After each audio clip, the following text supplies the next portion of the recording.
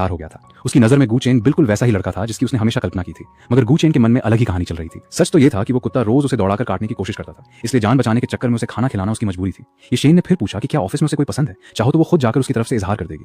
गू chain तुरंत समझ गया कि उसके जाल में फंसना ठीक नहीं। अगर उसने किसी लड़की का नाम लिया तो शायद अगले ही दिन नौकरी से हाथ धो बैठे, इसलिए उसने मुस्कुराकर बात टाल दी। ये शेन ने उसकी मुस्कान देखकर तुरंत अंदाजा लगा लिया कि कोई ना कोई जरूर है। गू चेन ने साफ कहा कि अगर है भी तो वो नहीं बताएगा। ये शेन ने भी मन में ठान लिया कि सच्चाई वो खुद पता लगा कर रहेगी। कुछ देर बाद लगातार शरारतें करते करते ये शेन आखिर थक गई और गू चेन की मेज पर सिर रखकर सो गई। नींद में भी उसके चेहरे पर मुस्कान थी और वो धीरे धीरे उसी की खुशबू महसूस करते हुए सुकून से सोती रही। गू चेन ने सोचा कि कहीं ये फिर कोई नया ड्रामा तो नहीं कर रही, लेकिन इस बार वो सच में गहरी नींद में थी। उसे देखकर गू चेन को भी समझ नहीं आया कि अगर किसी साथी ने अपनी सीईओ को इस हालत में देख लिया तो उसकी सख्त लौंडे वाली इमेज का क्या होगा। तभी नींद में ये शेन बड़बड़ाने लगी कि इस बार गू चेन किसी दूसरी लड़की को पसंद नहीं करेगा और उसे दोबारा कभी रिजेक्ट भी नहीं करेगा। उसकी बातें सुनकर गू चेन कुछ पल के लिए चुप रह गया। थोड़ी देर बाद ये शेन की आंख खुली तो उसे एहसास हुआ कि वो काफी जगह घेर कर सो गई थी। उसने झेंपते हुए माफी मांगी, जबकि गू चेन ने बस इतना कहा कि कोई बात नहीं, उसे तो अच्छी नींद आ गई लगती है। ये शेन मुस्कुराकर बोली कि उसके साथ होने की वजह से उसे सच में बहुत सुकून मिला।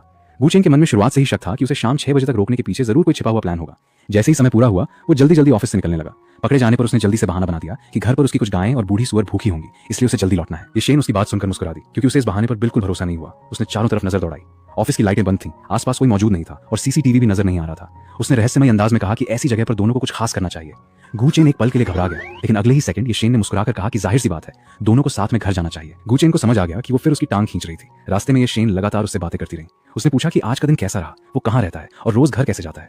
गू चेन ने बताया कि वो साइकिल से आता जाता है और अब काफी देर हो चुकी है, इसलिए सीईओ को भी घर लौट जाना चाहिए। ये शेन ने उसकी साधारण सी बात को भी अपने तरीके से समझ लिया और मन ही मन खुश हो गई कि गू चेन उसकी चिंता करने लगा है। अगले ही पल उसने मासूम सा चेहरा बनाकर कहा कि उसकी कार का पेट्रोल खत्म हो गया है, इसलिए क्या गू चेन उसे घर छोड़ सकता है। गू चेन को पहले तो यकीन नहीं हुआ, लेकिन जब उसने गाड़ी देखी तो सच में उसमें एक बूंद भी ईंधन नहीं बचा था। उसे याद आया कि दोपहर में ये शेन बिना वजह कार लेकर बाहर गई थी। अब समझ आया कि उसने जानबूझकर गाड़ी घुमाकर उसका पेट्रोल खत्म किया था। गू चेन ने कहा कि वो यूनिवर्सिटी टाउन में रहता है और शायद दोनों का रास्ता अलग होगा। ये शेन तुरंत खुश होकर बोली कि कितना अच्छा संयोग है, क्योंकि वो भी वहीं रहती है। उसने फिर से मीठी आवाज में सिर्फ एक बार छोड़ देने की विनती की। आखिरकार गू चेन मान गया, लेकिन साफ कह दिया कि वो सिर्फ उसके घर के दरवाजे तक ही छोड़ेगा। रास्ते में कुछ दूर जाने के बाद ये शेन ने पेट पकड़ते हुए कहा कि उसे बहुत भूख लगी है और क्या दोनों कुछ खाकर जा सकते हैं।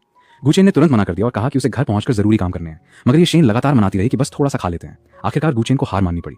इसके बाद ये शेन ने बड़ी खुशी से कहा कि उसे स्टिंकी टोफू खाना है और गू चेन से उसे खरीद कर देने को कहा। गू चेन ने जेब टटोली और बोला कि इस महीने की सैलरी अभी तक मिली ही नहीं, इसलिए उसके पास पैसे नहीं है। ये शेन के लिए कोई बड़ी बात नहीं थी। उसने उसी समय उसके अकाउंट में 1 लाख युआन ट्रांसफर कर दिए और बिल्कुल नॉर्मल अंदाज में बोली कि अब तो आराम से खा सकते हैं। गू चेन हैरान रह गया कि जिसे वो बहुत बड़ी रकम समझ रहा था, ये शेन उसे मामूली खर्च बता रही थी। खाना खाते समय ये शेन ने खुशी खुशी बताया कि उसे स्टिंकी टोफू बचपन से पसंद है, लेकिन ये बात उसके मम्मी पापा या सेक्रेटरी को बिल्कुल नहीं पता चलनी चाहिए, वरना सब उसे डांटेंगे। गू चेन ने तुरंत छेड़ते हुए कहा कि वो अगले ही दिन ऑफिस पहुंचकर सबसे पहले उसकी सेक्रेटरी को यही बात बताएगा। ये शेन घबरा गई और तुरंत उसे रोकने लगी। अब इसके बाद वो लोग सड़क पर आराम से चल रहे थे, तभी उनके सामने से 2 लड़कियां निकली, जिससे गू चेन की नजर भी उन पर पड़ गई। तब ये शेन ने चिढ़ते हुए उसे एक लात मार दी और बोली कि यही उसकी सजा है। फिर उसने उससे पूछा कि क्या उसे आज का उसका कैजुअल लुक पसंद आया, अगर पसंद है तो वो कल भी ऐसे ही ऑफिस आ जाएगी। गू चेन ने तुरंत मना कर दिया। ये शेन उसके इस रिएक्शन से खुश हो गई, जबकि गू चेन खुद सोचने लगा कि आखिर उसे इससे फर्क क्यों पड़ रहा है कि वो क्या पहनकर ऑफिस आए।